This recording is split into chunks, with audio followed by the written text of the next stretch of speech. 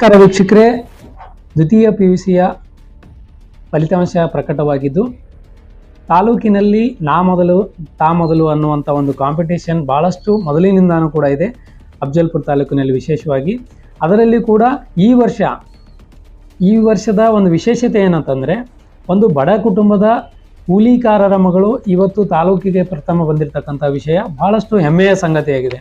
ಏನಂದರೆ, ಅಫ್ಜಲ್ಪುರ ತಾಲೂಕಿನ ಪಾರಸ್ ಪದವಿ ಪೂರ್ವ ಕಲಾ ಮತ್ತು ವಾಣಿಜ್ಯ ವಿಭಾಗದ ವಿದ್ಯಾರ್ಥಿನಿ ನೀಲಮ್ಮ ಶಂಕರ್ ಕಲ್ಶೆಟ್ಟಿ ಎನ್ನುವ ಒಂದು ಬಡ ವಿದ್ಯಾರ್ಥಿನಿ ಇವತ್ತು ಪಾರಸ್ ಕಾಲೇಜಿಗೆ ಪ್ರಥಮ ಸ್ಥಾನ ಪಡೆಯುವುದರ ಅಷ್ಟೇ ಅಲ್ಲದೆ ಇಡೀ ಅಫ್ಜಲ್ಪುರ ತಾಲೂಕಿನಲ್ಲಿ ತಾನು ಪ್ರಥಮ ಸ್ಥಾನವನ್ನು ಪಡೆದುಕೊಂಡು ಇವತ್ತು ಕಾಲೇಜಿನ ಕೀರ್ತಿ ಅಷ್ಟೇ ಅಲ್ಲದೆ ಅವರ ತಂದೆ ತಾಯಿಗಳು ಹಾಗೂ ಅವರ ಗ್ರಾಮಸ್ಥರು ಸೇರಿದಂತೆ ಎಲ್ಲರಿಗೂ ಒಂದು ಕೀರ್ತಿ ಪತಾಕೆಯನ್ನು ತಂದಿದ್ದಾಳೆ ಅಂದರೆ ತಪ್ಪಾಗಲಾರ್ದು.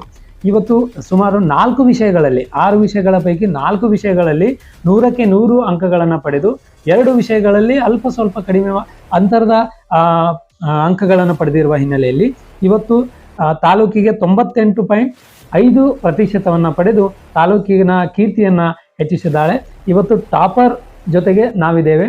ಟಾಪರ್ ಏನು ಹೇಳ್ತಾರೆ, ಮುಂದಿನ ಭವಿಷ್ಯತ್ತಿನ ತಮ್ಮ ಮುಂಬರುವ ದ್ವಿತೀಯ PUCಗೆ ಪಾದಾರ್ಪಣೆ ಮಾಡುವಂಥ ವಿದ್ಯಾರ್ಥಿಗಳಿಗೆ ಅವರ ಗೈಡ್ಲೈನ್ ಯಾವ ರೀತಿ ಮಾಡ್ತಾರೆ, ತಾವು ಓದಿರ್ತಕ್ಕಂಥ ವಿಚಾರಗಳು ಹೆಂಗೆ, ಆಮೇಲೆ ಕಷ್ಟ ಸುಖಗಳನ್ನು ಬದಿಗೊತ್ತಿ ವಿದ್ಯೆ ಕಡೆಗೆ ನಾವು ವಿದ್ಯಾಭ್ಯಾಸ ಹೇಗೆ ಮಾಡ್ಬೋದು, ಸಕ್ಸಸ್ ಕಾಣಬೇಕಾದ್ರೆ ಏನು ಮಾಡ್ಬೋದು ಅನ್ನುವಂಥದ್ದನ್ನು ಮುಂಬರುವ ವಿದ್ಯಾರ್ಥಿಗಳಿಗೆ ಅವ್ರ ಕಡೆಯಿಂದ ಒಂದು ಟಿಪ್ಸ್ ಜೊತೆಗೆ ಅವರು ದ್ವಿತೀಯ PUCಯಲ್ಲಿ ಪ್ರಥಮ ಸ್ಥಾನ ಪಡೆದಿರತಕ್ಕಂಥ ಒಂದು ಖುಷಿ ವಿಚಾರವನ್ನು ನಮ್ಮ ಜೊತೆಗೆ ಹಂಚಿಕೊಳ್ಳಲು ನಮ್ಮ ಜೊತೆಗಿದ್ದಾರೆ.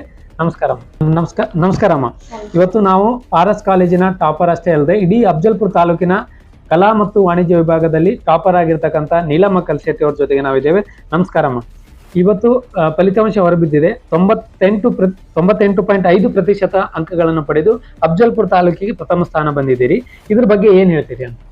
ನನ್ನ ಹೆಸರು ನೀಲಮ್ಮ ಕಲ್ಶೆಟ್ಟಿ.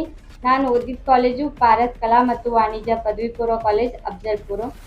ನನ್ನ ಫಲಿತಾಂಶ 98.5 ಬಂದಿದೆ. ಈಗ ಎಷ್ಟು ಖುಷಿ ಆಗ್ತಾ ಇದೆ ಅಂತಮ್ಮ, ಇಡೀ ತಾಲೂಕಿಗೆ ಪ್ರಥಮ ಸ್ಥಾನ ಬಂದಿದ್ದೀರಲ್ಲ? ಅಂದ್ರೆ ನಂದು ಆಸೆ ಏನಿತ್ತಂದ್ರೆ ತಾಲೂಕು ಅಷ್ಟೇ ಇರ್ಲಿಲ್ಲ, ರಾಜ್ಯಕ್ಕೂ ಬರ್ಬೇಕಂತಿತ್ತು. ಆದ್ರೆ ಏನೋ ವ್ಯಾಲ್ಯೂಯೇಷನ್ ಮಾಡೋದ್ರಾಗ ಏನೋ ಮಿಸ್ಟೇಕ್ ಆಗಿ ಸ್ವಲ್ಪ ಕಮ್ಮಿ ಬಂದು ತಾಲೂಕಿಗೆ ಅಷ್ಟೇ ಬಂದಿದೆ. ಆದ್ರೆ ನನಗೆ ಇದ್ರಾಗ ಅಷ್ಟೇ ತೃಪ್ತಿ ಇಲ್ಲ, ಇನ್ನೂ ಬರ್ಬೇಕಿತ್ತು. ಈಗ ಮುಂಬರುವ ವಿದ್ಯಾರ್ಥಿಗಳಿಗೆ ತಮ್ಮ ಅನಿಸಿಕೆಗಳನ್ನ ಯಾವ ರೀತಿಯಾಗಿ ವ್ಯಕ್ತಪಡಿಸ್ತೀರಿ ಅಂತ? ಈಗ ನೀವು ಓದುವಂಥದ್ದು ರಾತ್ರಿ ಪೂರ್ತಿ ಓದೋದ್ರಿಂದ ಫಲಿತಾಂಶ ಬಂತು, ಇಲ್ಲ ಕಾಲೇಜಿನಲ್ಲಿ ಪಾಠ ಮಾಡಿರೋದನ್ನ ನೀವು ಜ್ಞಾಪಕದಲ್ಲಿ ಇಟ್ಕೊಂಡು ಈ ಪ್ರತಿಶತ ಬಂತು, ಏನೋ ನಿಮ್ಮ ಕಾಲೇಜಿನ ಪ್ರತಿಫಲನೋ ಅಥವಾ ನೀವು ರಾತ್ರಿ ಹಗಲು ಓದಿ ಈ ಪರಿಶ್ರಮಕ್ಕೆ ಫಲಿತಾಂಶನೋ ಅಂತ?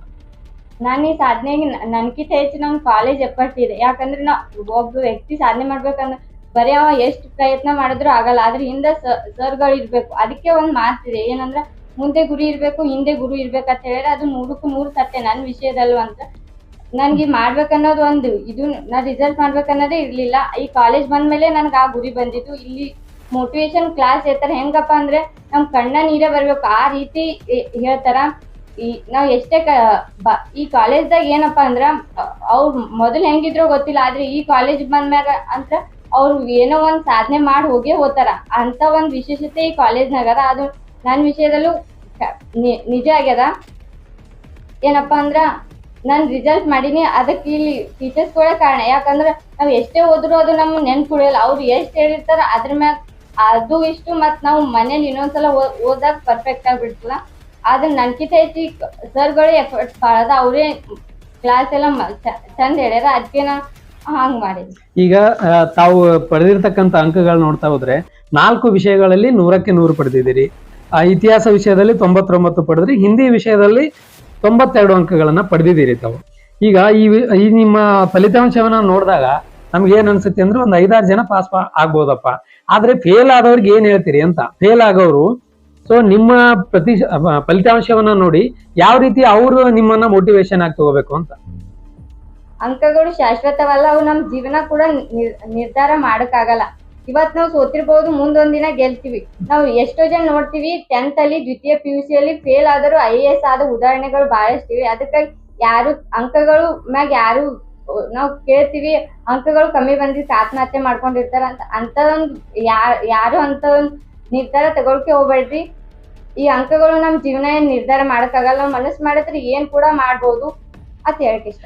ಈಗ PUC ಮತ್ತು SSLC ಫೇಲ್ ಆದವರೆಲ್ಲ IAS ಆಗಿದಾರ ಅಂತ ಹೇಳ್ತೀರಿ.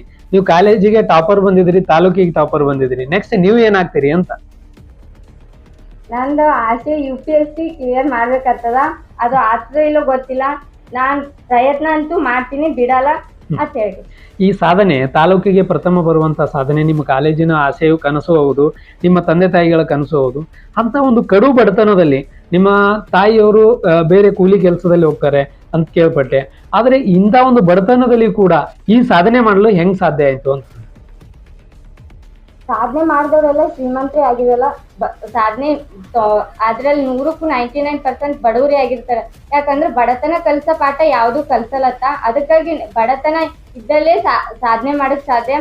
ಈ ಬಡತನ ಅನ್ನೋದು ಎಲ್ಲ ಕಲ್ಸ್ಬಿಡುತ್ತೆ ಜೀವನದಾಗ. ಅದಕ್ಕಾಗಿ ನಾ ಏನ್ ಸಾಧನೆ ಮಾಡಕ ನಾನ್ ತಾಯಿ ಕಷ್ಟ ನೋಡ್ದೆ, ನಾನ್ ಡೈಲಿ ಕೆಲ್ಸಕ್ಕೆ ಹೋಗಿ ಬರ್ತಾರೆ. ನಾನ್ ಓದೋ ಟೈಮಲ್ಲಿ ಒಂದಿನ ನಮ್ಮ ಮಮ್ಮಿ ನೀ ಕೆಲಸ ಮಾಡು ಅಂತ ಹೇಳಿರ್ಲಿಲ್ಲ ನನ್ಗೆ. ನೀವ್ ಓದು ಅಂತ ಹೇಳ್ತಿದ್ರು. ಅದಕ್ಕಾಗಿ ನಮ್ಮ ಮಮ್ಮಿ ನನ್ಗೋಸ್ಕರ ಇಷ್ಟು ಕಷ್ಟ ಪಡ್ತಾರೆ ಅಂದ್ರೆ ಅವ್ರಿಗೊಂದು ಹೆಸರು ತರ್ಬೇಕಂತ ನಂದೊಂದು ಇತ್ತು. ನಾ ಅದು ಮಾಡಿದೀನಿ. ಇದರಿಂದ ನಮ್ಮ ಮಮ್ಮಿ ಬಹಳಷ್ಟು ಸಂತೋಷ ಪಟ್ಟಾಳ ಅಂತ ಹೇಳಿ. ಈಗ ಗ್ರಾಮದಲ್ಲಮ್ಮ, ನಿಮ್ದು ಹಳ್ಳಿಗಿ ಬಿ ಗ್ರಾಮದಲ್ಲಿ ಯಾವ ರೀತಿ ವಾತಾವರಣ ಇದೆ? ಈಗ ಒಂದು ಬಡತನ ಕುಟುಂಬದ ಹೆಣ್ಣು ಮಗಳು, ಅದರಾಗಿ ವಿಶೇಷವಾಗಿ ಈ ಗಂಡು ಮಕ್ಕಳೇ ಜಾಸ್ತಿ ಪಾಲು ಇರ್ತಕ್ಕಂಥ ಈ ಸಮಾಜದಲ್ಲಿ ಹೆಣ್ಣು ಮಗಳಾಗಿ ಇಡೀ ತಾಲೂಕಿಗೆ ಪ್ರಥಮ ಸ್ಥಾನ ಬಂದಿರೋದಕ್ಕೆ ನಿಮ್ಮ ಹಳ್ಗಿ ಬಿ ಗ್ರಾಮದಲ್ಲಿ ವಾತಾವರಣ, ನಿಮ್ಮ ಜನರು ಮೊದಲಿನ ತರ ಹೆಂಗ್ ಮಾತಾಡ್ತಿದ್ರು, ನಿಮ್ ತಾಯಿಯವರಿಗಾಗ್ಲಿ ನಿಮ್ಗಾಗ್ಲಿ ಯಾವ ತರ ನೋಡಿ ಈಗ ಹೆಂಗ್ ನೋಡ್ತಾ ಇದ್ದಾರೆ ಅಂತ ತಾಲೂಕಿಗೆ ಪ್ರಥಮ ಬಂದ ಮೇಲೆ? ಮೊದಲು ನಾನು SSLC ಅಲ್ಲಿ ಕಡಿಮೆ ಮಾರ್ಕ್ಸ್ ತಗೊಂಡಾಗ ಏನಂದ್ರು ನೀವು ಓದಿಲ್ಲೇನು ಅಂದಿದ್ರು. ಅವರೇ ಬಂದು ಇಷ್ಟು ಮಾರ್ಕ್ಸ್ ತಗೊಂಡಿಯಲ್ಲ ನೀ, ಇದು ನಮ್ಮ ಊರಿಗೆ ಒಂದು ಹೆಮ್ಮೆಯಾದ ವಿಷಯ. ಇಲ್ಲಿವರೆಗೂ ನಮ್ಮ ಊರಲ್ಲಿ ಯಾರು ಇಷ್ಟು ಮಾರ್ಕ್ಸ್ ತಗೊಂಡಿಲ್ಲ ಅಂತ ಹೇಳ್ಯಾರ. ಆದ್ರೆ ಕೆಲವೊಬ್ರು ನಾನು ಅವ್ರಿಗೆ ಪರಿಚಯನೇ ಇಲ್ಲ, ಅವ್ರಿಗೆ ನಾನ್ ನೋಡಿಲ್ಲ, ನನ್ಗೆ ಅವ್ರು ನೋಡಿಲ್ಲ. ಅವ್ರು ಕೂಡ ನನ್ನ ಜೊತೆ ಫೋನಲ್ಲಿ ಮಾತಾಡಿದ್ದಾರೆ. ಅದರಲ್ಲಿ ಹೈಸ್ಕೂಲ್ ಟೀಚರ್ಸ್ಗಳೆಲ್ಲ ನಂದೇ ಸ್ಟೇಟಸ್ ಹಾಕಿದ್ದಾರೆ. ಅವ್ರು 10th ಅಲ್ಲಿ ಇರ್ತಾರ, ಅವ್ರು ಒಂದಿನೂ ಹಾಕಿರ್ಲಿಲ್ಲ. ಈಗ ದ್ವಿತೀಯ PUC ಬಂದ್ ನಾ ಇಷ್ಟು ಮಾರ್ಕ್ಸ್ ತಗೊಂಡಿನತ್ತೆ ಅವ್ರು ಹೆಮ್ಮೆಯಾಗಿ ನಂದು ಸ್ಟೇಟಸ್ ಅವರೆಲ್ಲ ಹಾಕಿದ್ದಾರೆ. ಇದು ನಂಗೆ ಬಹಳ ಖುಷಿ ತಂದು ಕೊಡ್ತೀವಿ. ಅಂದ್ರೆ ನಾವು ಕೂಡ, ಯಾಕಂದ್ರೆ ನಮ್ಮ ಅಫಜಲ್ಪುರ ತಾಲೂಕಿನ ಪ್ರಥಮ ಸ್ಥಾನ ಪಡೆದಿರ್ತಕ್ಕಂಥವ್ರದ್ದು ನಾವು ಕೂಡ ಹಾಕ್ತಿವಿ. ಈಗ ಮುಂಬರುವ ಪ್ರಥಮ PUCಯಲ್ಲಿ ತಮ್ಮ ಕಾಲೇಜಿನಲ್ಲಿದ್ದಾರೆ. ಇಡೀ ಅಫಜಲ್ಪುರ ತಾಲೂಕಿನ ಎಲ್ಲ PUC ಕಾಲೇಜಿನ ಮಕ್ಕಳಿಗೆ ಪ್ರಥಮ PUC ಇಂದ ದ್ವಿತೀಯ PUCಗೆ ಪಾದಾರ್ಪಣೆ ಮಾಡಿದ್ದಾರೆ. ಮುಂಬರುವ 2021 ಪರೀಕ್ಷೆಗೆ ಯಾವ ರೀತಿ ತಯಾರಿ ಮಾಡ್ಕೊಳ್ಬೇಕು, ಯಾವ ರೀತಿ ಓದ್ಬೇಕು ಅನ್ನುವಂಥದ್ದು ತಮ್ಮ ಕಡೆಯಿಂದ ಟಿಪ್ಸ್ ಕೊಡೋದಾದ್ರೆ ಏನ್ ಕೊಡ್ತೀರಿ ಅಂತ?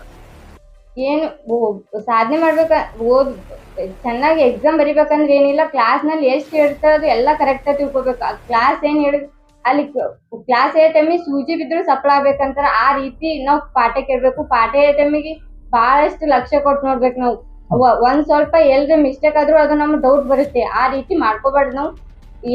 ಅಂದ್ರೆ ಒಟ್ಟು ನಾವು ಎಕ್ಸಾಮ್ ಬರಿಬೇಕಂದ್ರೆ ಪಾಠ ಟೈಮಿಗೆ ಕರೆಕ್ಟ್ ಆಗಿ ಕೇಳ್ಬೇಕು. ಅದನ್ನ ಒಂದ್ಸಲ ಓದಿ ಮನ್ಯಾಗ ಓದಿದ್ರೆ ಸಾಕು, ಪರ್ಫೆಕ್ಟ್ ಆಗಿ ಬಿಡುತ್ತೆ. ಮತ್ತೇನ್ ಜಾಸ್ತಿ ಓದೋದೇನಿಲ್ಲ. ಈಗ ನಿಮ್ಮ ಈ ಫಲಿತಾಂಶ ಯಾರ್ಯಾರಿಗೆ ಅರ್ಪಣೆ ಮಾಡ್ತೀರಿ ಅಂತ? ನಿಮ್ಮ ಕಾಲೇಜಿಗೋ, ನಿಮ್ಮ ತಾಯಿಗೋ, ನಿಮ್ಮ ಶಿಕ್ಷಕರಿಗೋ, ನಿಮ್ಮ ಶಿಕ್ಷಕ ವೃಂದಕ್ಕೋ, ಪ್ರಾಂಶುಪಾಲರಿಗೋ, ಯಾರಿಗೆ ಈ ಒಂದು ನಿಮ್ಮ ಫಲಿತಾಂಶವನ್ನ ಅರ್ಪಣೆ ಮಾಡ್ತೀರಿ? ನಾನು ಮೊದಲು ಮಾಡೋದು ನಮ್ಮ ಕಾಲೇಜಿಗೂ ಮತ್ತು ನಮ್ಮ ಪ್ರಾಂಶುಪಾಲರಿಗೆ. ಅವ್ರದ್ದು ಸಪೋರ್ಟ್ ಇರ್ಲಿ ಅಂದ್ರೆ ನಾ ಮಾಡಕ್ ಸಾಧ್ಯನೇ ಇರ್ಲಿಲ್ಲ. ಯಾಕಂದ್ರೆ ನಾನು ರಾಜ್ಯಕ್ಕೆ ಬರೋದು ಒಂದು ಇದೂನೇ ಇದ್ದಿದ್ದಿಲ್ಲ. ಅವ್ರ ಮಾತಿಂದ ನಾನು ಮೋಟಿವೇಶನ್ ಆಗಿ ನಂಗೆ ಹೆಂಗಾದ್ರೂ ಮಾಡಿ ನಾ ರಾಜ್ಯಕ್ಕೆ ಬರ್ಬೇಕನ್ನೋದು ನನ್ನ ತಲೆಯಲ್ಲಿ ಬಂದಿತ್ತು. ಆದ್ರೆ ಏನೋ ಒಂದ್ ಸ್ವಲ್ಪ ಮಿಸ್ಟೇಕ್ ಆಗಿ ಬರ್ಲಿಲ್ಲ. ಅದು ನಮ್ಮ ಪ್ರಾಂಶುಪಾಲ ಸ್ವಲ್ಪ ನೋವಾಗಿದೆ ಅಂತ ಅನ್ಕೋತೀನಿ. ಅದಕ್ಕೆ ಅವ್ರಿಗೆ ಸಾರಿ ಕೇಳಕ್ ಇಷ್ಟಪಡ್ತೀನಿ. ಈಗ ಮುಂಬರುವ ದಿನಗಳಲ್ಲಿ UPSC ಕನಸನ್ನು ಹೊತ್ತಿಕೊಂಡಿರ್ತಕ್ಕಂಥ ಬಡ ಕುಟುಂಬದ ಒಂದು ವಿದ್ಯಾರ್ಥಿನಿ ಇವತ್ತು ತಾಲೂಕಿಗೆ ಪ್ರಥಮ ಸ್ಥಾನವನ್ನ ಪಡೆದು ಇಡೀ ಅಫಜಲ್ಪುರ ತಾಲೂಕಿನ ಕೀರ್ತಿ ಪತಾಕೆಯನ್ನ, ಶಿಕ್ಷಣದಲ್ಲಿ ಹಿಂದುಳಿದಿದೆ ಅನ್ನುವಂತ ಒಂದು ಏನು ಹಣೆಪಟ್ಟಿ ಇತ್ತು, ಆ ಹಣೆಪಟ್ಟಿಯನ್ನ ಅಳಿಸು ಹಾಕುವಲ್ಲಿ ವಿಶೇಷವಾಗಿ ಹಳ್ಗಿ ಬಿ ಗ್ರಾಮದ ಒಬ್ಬ ಬಡ ಕುಟುಂಬದ ವಿದ್ಯಾರ್ಥಿನಿ ನೀಲಮ್ಮ ಕಲ್ಶೆಟ್ಟಿ ಇವತ್ತು ಇಡೀ ತಾಲೂಕಿಗೆ ಪ್ರಥಮ ಸ್ಥಾನವನ್ನು ಪಡೆದುಕೊಂಡು ಇಡೀ ತಾಲೂಕಿನ ಕೀರ್ತಿಯನ್ನ ರಾಜ್ಯ ಮಟ್ಟದಲ್ಲಿ ಗುರುತಿಸುವಂತೆ ಮಾಡಿದ್ದಕ್ಕಾಗಿ ತಾಲೂಕಿನ ಹೆಮ್ಮೆ ಅಂತ ಹೇಳ್ಬೋದು. ಇಲ್ಲಿನ ನಾಗರಿಕರು ಕೂಡ ಎಲ್ಲಿಲ್ಲದ ಒಂದು ಹರ್ಷವನ್ನ ವ್ಯಕ್ತಪಡಿಸ್ತಾ ಇದ್ದಾರೆ. ಇದೇ ರೀತಿ ನಮ್ಮ ಅಫಜಲ್ಪುರ ತಾಲೂಕು ಶಿಕ್ಷಣದಲ್ಲಿ ಮುಂದೆ ಬರಲಿ ಅನ್ನುವಂಥದ್ದೇ ನಮ್ಮ ಆಶಯ ಕೂಡ ಆಗಿದೆ. ಕಂಗ್ರಾಚುಲೇಷನ್ ಅಮ್ಮ, ಮತ್ತೊಮ್ಮೆ ನಮ್ಮ ವಾಹಿನಿ ಪರವಾಗಿ ತಮಗೆ.